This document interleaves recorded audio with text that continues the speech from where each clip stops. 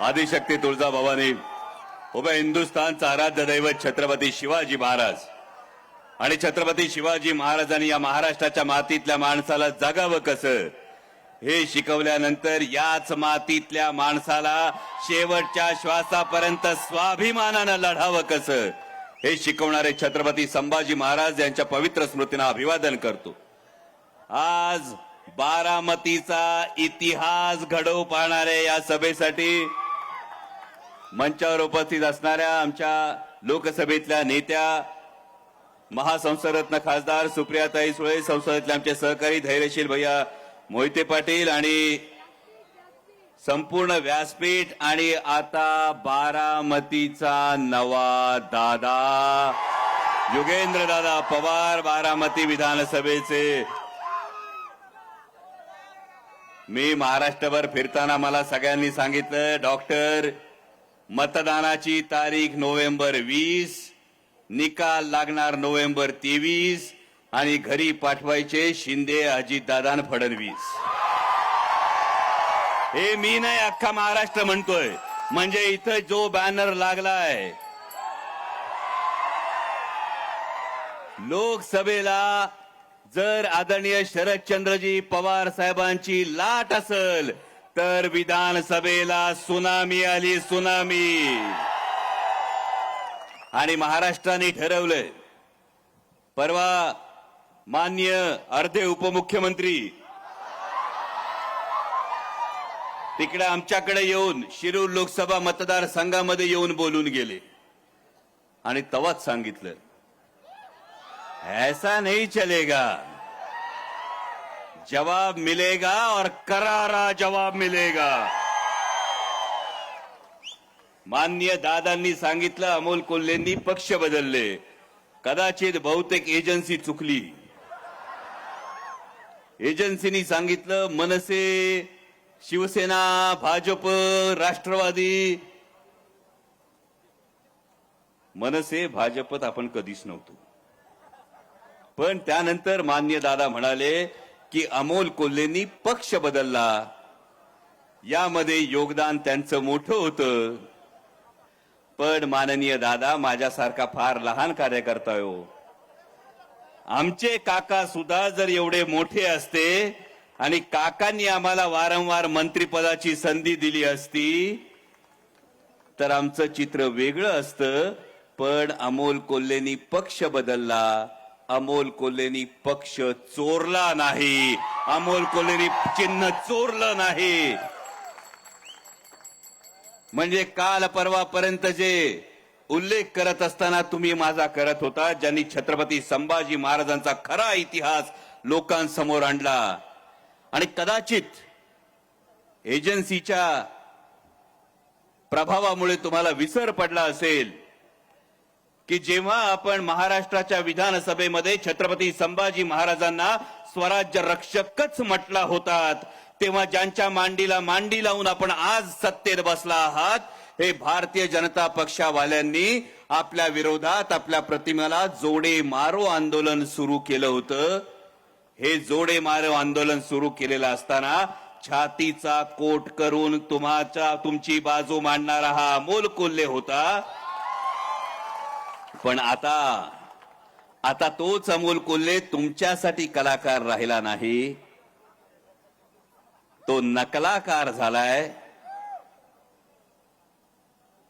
माझ्यासाठी हे महत्वाचं नाही। अमोल कोल्हेला कलाकार म्हणण्याच्या ऐवजी तुम्ही नकलाकार म्हणता, हे अमोल कोल्हेसाठी महत्वाचं नाही। अमोल कोल्हेसाठी हे महत्वाचं आहे की भले त्याला नकलाकार म्हणू देत, पण त्याला कोणी गद्दार म्हणत नाहीत, हे महत्वाचं आहे। आणि म्हणून आज आवर्जून आलोय, कारण ही निवडणूक मात्र अमोल कोल्हेवर कोण काय बोलायची नाहीच आहे। ही निवडणूक महाराष्ट्र धर्म टिकवण्याची, ही निवडणूक महाराष्ट्राच्या स्वाभिमानाची, ही निवडणूक महाराष्ट्राच्या अस्मितेची आहे। परवा गेलो होतो चिपळूण संगमेश्वरला। या संगमेश्वरात गेल्यानंतर महाराष्ट्राची 350 वर्ष काळजाची जखम ही भळभळायला सुरुवात होती। त्या संगमेश्वरच्या वाड्यात 300-350 वर्षापूर्वी छत्रपती संभाजी महाराजांना कैद करण्यात आलं। अरे ज्या राजानं हातात समशेर घेतली तर लखलखती पृथ्वी निर्माण करायचा, ते छत्रपती संभाजी महाराज कैद झाले का झाले? गद्दारीमुळे झाले. आणि छत्रपती संभाजी महाराज गद्दारीमुळे कैद झाले याची किंमत महाराष्ट्राला चुकवावी लागली. आणि म्हणून पुन्हा जेव्हा महाराष्ट्राच्या मातीत गद्दारीचं पीक फोफावायला लागलं असेल तर ते जागेवर छाटणं हे तुमचं माझं प्रत्येकाचं कर्तव्य हे सांगायला इथं आलोय. एक भूमिका काय मांडली जाते की भूमिका का घेतली तर विकासासाठी घेतली.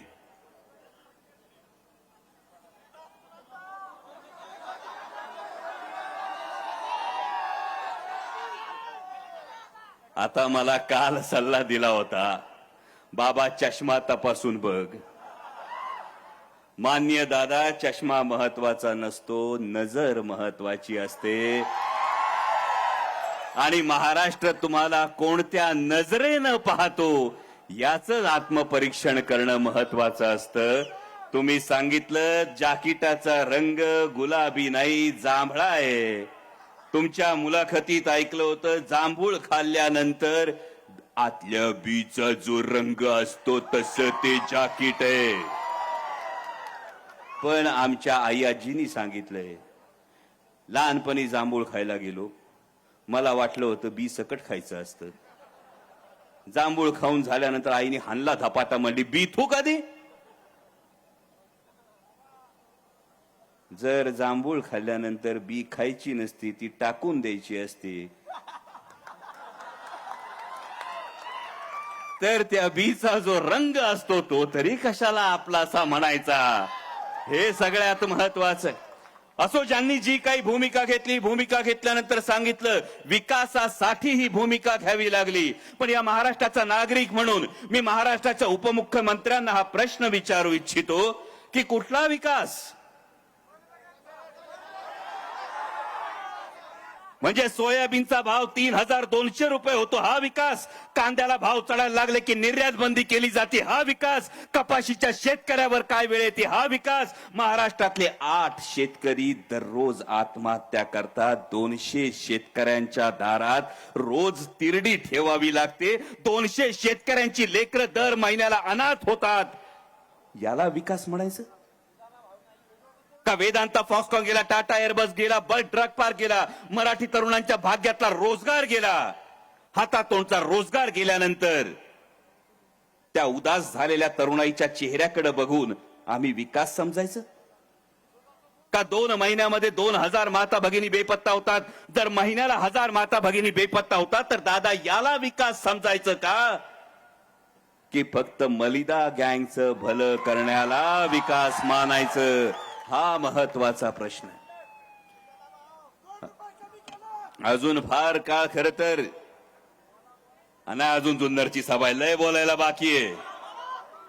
तुम्हाला वेगळं सांगायची काही गरज नाही. अख्ख्या महाराष्ट्राचं नाही, अख्ख्या देशाचं लक्ष लागून राहिलंय. जिथं भल्या भल्यांची मती थांबती तिथून बारामती सुरू होती. म्हणजे परवा माननीय पंतप्रधान बोलून गेले. माननीय पंतप्रधान काय म्हणाले? मित्रों, महाराष्ट्र में हरियाणा होने वाला है. हरियाणात काय झालं माहिती का? तिथले उपमुख्यमंत्री होते दुष्यंत चौताला, ते पडले. आता पंतप्रधान जर हे सांगत असतील तर काय लक्षात घ्यायचं आणि काय बोल घ्यायचा तो घ्या. पण महाराष्ट्रात फिरल्यानंतर तुम्हाला सांगतो, महाराष्ट्राचं ठरलंय, महाविकास आघाडीचं सरकार येतंय. आणि म्हणूनच माननीय दुसरे अर्धे उपमुख्यमंत्री देवेंद्रजी फडणवीस यांनी सांगून टाकलं, मी मुख्यमंत्री पदाच्या रेसमध्ये नाही. अरे बाबा, सरकारच येत नाही तर मुख्यमंत्री पदाच्या रेसमध्ये तुम्ही असाल कसे? आणि भारताचे माननीय पंतप्रधान आणि आदरणीय केंद्रीय गृहमंत्री लय हुशार का नाही? म्हणजे 6 दिवस आधीच पंतप्रधान महाराष्ट्राच्या प्रचारातून निघून गेले. गृहमंत्री काल नागपुरातून डायरेक्ट दिल्लीला गेले. का तर आता हे कळून चुकलंय, महायुतीचं सरकार काही येणार नाही. पण भावांनो एवढंच सांगतो, लोकसभेला तुम्ही लय मोठा चमत्कार घडवलात.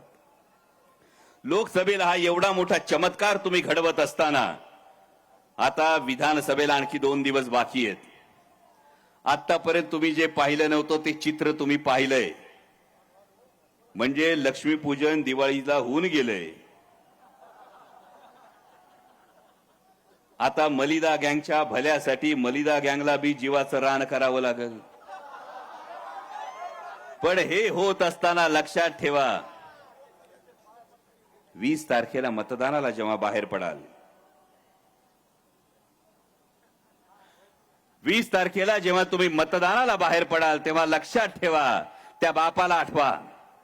20 तारखेला मतदानाला बाहेर पडत असताना त्या बापाला आठवा, ज्या बापाने डोक्यावर सावलीसाठी छप्पर तयार केलेलं असतं, आधारासाठी भिंती केलेल्या असतात, हाडाची काढ केलेली असतात, रक्ताचं पाणी केलेलं असतं. आणि तो बाप आयुष्याच्या संध्याकाळी अंगणात बसलेला असताना अचानक मागून अख्खं घरच जर कोणी काढून दिलं तर त्या बापाला काय वाटत असेल याचा एकदा विचार करा.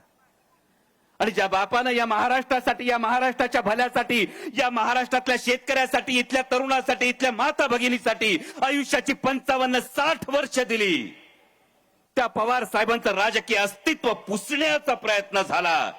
पक्ष काढला, चिन्ह काढलं, नेते गेले, मंत्री गेले. सर्वसाधारण माणूस असता तर कोलमडून पडला असता, आतून तुटला असता. पण तो 84 वर्षाचा योद्धा उठला. तो म्हटला मी झुकणार नाही. तो योद्धा म्हटला मी झुकणार नाही, मी वाकणार नाही, मी लढणार आणि लढून जिंकणार. भावांनो, त्या बापाची निवडणूक आहे, लक्षात ठेवा. त्या बापासाठी लढायचंय, कारण जगात काही झालं तरी बापाला कधी विसरायचं नसतं. त्याच्या सुरकुतलेल्या चेहऱ्यात सुख होऊन व्हायचं असतं. आणि आयुष्याच्या संध्याकाळी कधी बापाला हरवू द्यायचं नसतं. एवढीच तुम्हाला प्रत्येकाला आण आहे. ज्या आदरणीय शरदचंद्रजी पवार साहेबांनी बारामतीची ओळख ही संपूर्ण महाराष्ट्रात नाही, देशात नाही तर जगात नेली. आज जर त्या पवार साहेबांना आव्हान दिलं असेल तर त्याला उत्तर तुम्हाला सगळ्यांना मतदानातून द्यायचंय, 20 तारखेला द्यायचंय. जर कोणी दादागिरी अरेरावी करत असेल तर बारामतीची जनता भोळी, तसा शिवशंकर सुद्धा भोळा. पण जर दादागिरी वाढली तर उघडावा लागतोय तिसरा डोळा. आणि हा संकेत नियतीचा 3 नंबरचं युगेंद्र दादांच्या नावा पुढचं बटन दाबून, तुतारी वाजवणाऱ्या माणसासमोरचं बटन दाबून युगेंद्र दादांना प्रचंड मताधिक्यानं विजयी करा. इतिहास घडवण्याची संधी आहे आणि हा इतिहास या मातीत तुम्ही घडवाल असा विश्वास व्यक्त करतो आणि तुमची रजा घेतो. धन्यवाद. जय शिवराय.